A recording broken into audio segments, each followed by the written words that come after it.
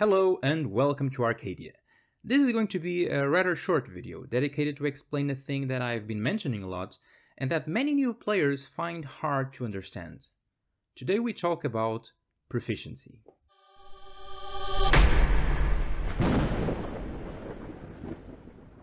It can be confusing for people who aren't used to D&D yet to conceptualize what is proficiency, how do you use it, and more importantly, why does it exist? But instead of me discussing the game mechanics and the math behind it, let me explain it to you with a practical example. Imagine we have two different characters playing D&D.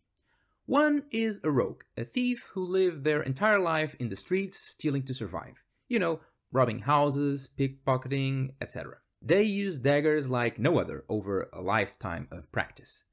If the player tried to do any of these things, stealing, using daggers, the DM would probably in-game ask for dexterity checks, or a skill check requiring dexterity. So the player, in character creation, decides to give this character a very high dexterity. Let's say, in the end, it gets a dexterity modifier of +4. The second character is a ranger who spent decades in the wild hunting for savage beasts and monsters that threaten civilization at its borders.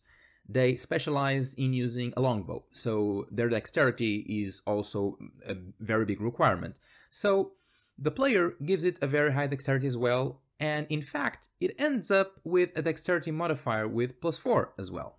Now imagine these two characters band together to make an adventuring party, and they decide to investigate an ancient crypt underneath a dragon twilight hill, and they find a great steel gate, locked. Surely a treasure is inside.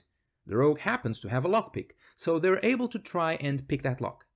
The DM says that the character who wants to try and open that gate will need to roll a dexterity check using the lockpick. Who should attempt to pick the lock? You probably think immediately that it should be the rogue trying. After all, according to their backstory, they're the most experienced in this kind of things.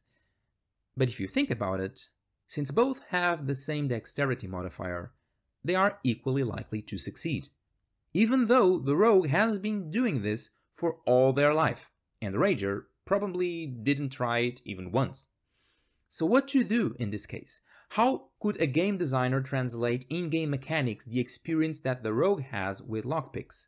Or, in other words, their proficiency. You see where I'm going with this, right? Proficiency is just a fancy word for training. If your character gets proficiency in a certain skill or tool, it simply means that in their past they had some kind of training with it, and are therefore more skilled with it, and more likely to succeed at anything that involves that particular skill or tool. Proficiency comes under the form of a bonus to your roll, and let me make it very simple for you. If you're just starting the game, this bonus is +2. Just that. Doesn't matter what your class is, your race, or anything else that your specific character might have, the value of the proficiency bonus is only dependent on your level, which from levels 1 to 4 is always +2. So let's imagine our rogue has proficiency with lockpicks. This means that whatever the result of their dexterity check to open the gate is, they will always get to add their proficiency bonus on top of that. Which, if we assume that these characters are level 1, means +2.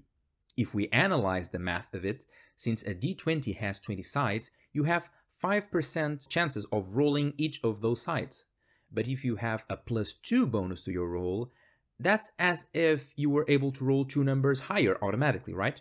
So you jump 2 of those faces. What this means is that a +2 bonus due to your proficiency makes you 10% more likely to succeed. So whenever the DM asks you to roll anything, if you have proficiency with that check, it simply means that your character has a bit more experience with that kind of thing, and therefore is slightly more likely to succeed. And this bonus doesn't only apply to tools and skills. Even weapons and armor benefit from proficiency.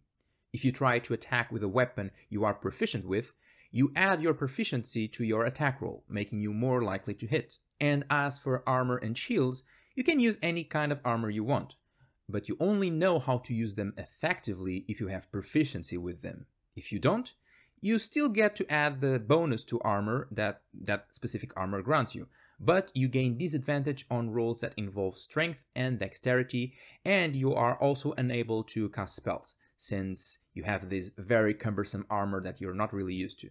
And that's basically what there is to know about proficiency. If you're worried about knowing what things you can and cannot have proficiency in, don't worry, that is all explained in character creation, so if you follow the book's instructions closely, you will for sure understand all of it. And if you don't, have a look at my character creation video. Maybe I can help. What I'd like you to take from this video, however, is simply the meaning of proficiency. It's just a game mechanic to give you a little boost on things that your character is supposed to be good at, or at least should have some training in. Did this video answer all your questions on proficiency? If not, please shoot your questions down below in the Underdark. I'm the first Arcadian, Portuguese comic book author and dungeon master, and if you like this video and found it useful, maybe some other people can benefit from it too, so consider making them, and me, a solid and share this video with your friends or with your D&D groups. And I also have art for you to see. Look up for me at @T1StArcadian in Twitter and at @TheFirstArcadian basically everywhere else. It's free, and if you're watching this channel, there's a very high chance that you will like the kind of stuff that I post there. That is all for me. Quick video, wasn't it? Next, we will talk about how to create a character for D&D. I hope to see you at the next video.